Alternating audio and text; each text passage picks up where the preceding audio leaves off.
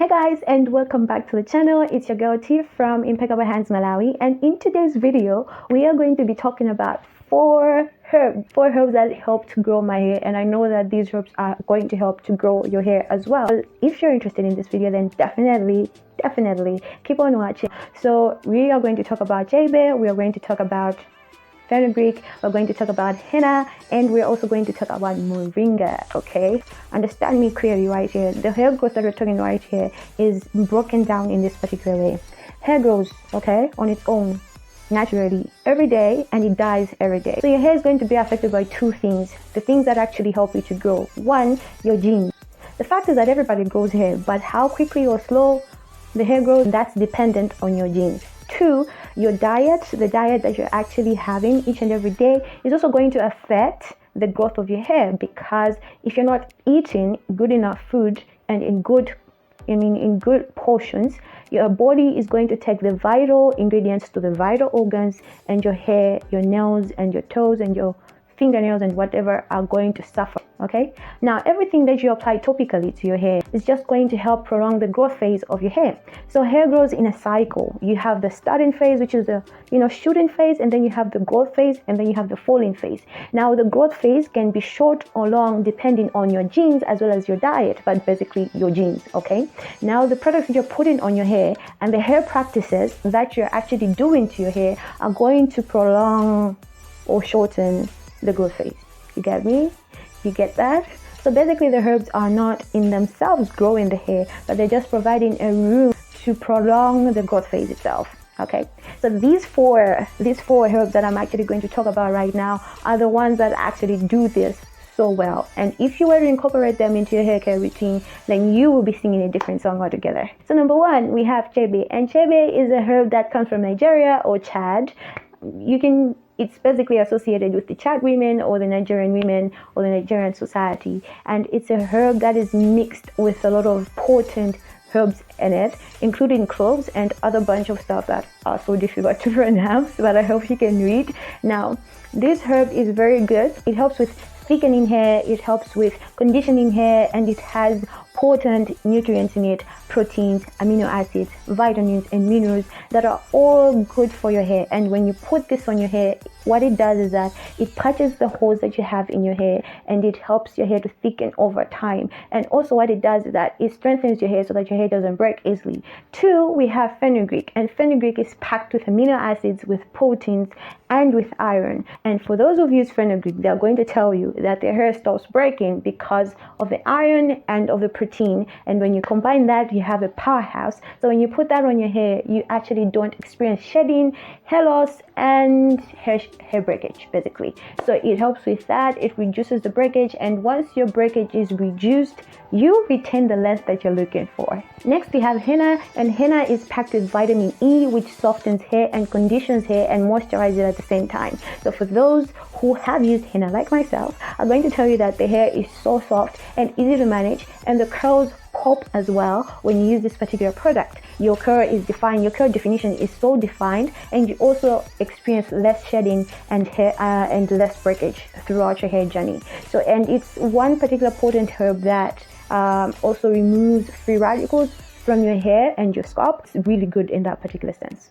Now moringa is a powerhouse. It is packed with all vitamins and all minerals that you can think of. Talk about vitamin A, vitamin E, vitamin C. Talk about minerals such as iron, zinc, calcium, magnesium. All these things are really good for the well-being of your hair, and it gives it the strength, gives it the nourishment, and also thickens it over time. These are things that you're actually looking for. And one thing that is common in all these four herbs is that all of them are packed with flavonoids, which is a nutrient that is derived from plants only, and flavonoids are very good at helping the hair to helping the growth phase to actually be prolonged, and that is what helps people to have longer hair. So when you see somebody using henna and they're telling you that henna helped them to grow their hair, it's basically the henna has prolonged the growth phase, and that is helping them to reduce the breakage and hence retain the length that they deserve. Now, how do you use these herbs? Personally, I prefer 4 ways of how to use these herbs.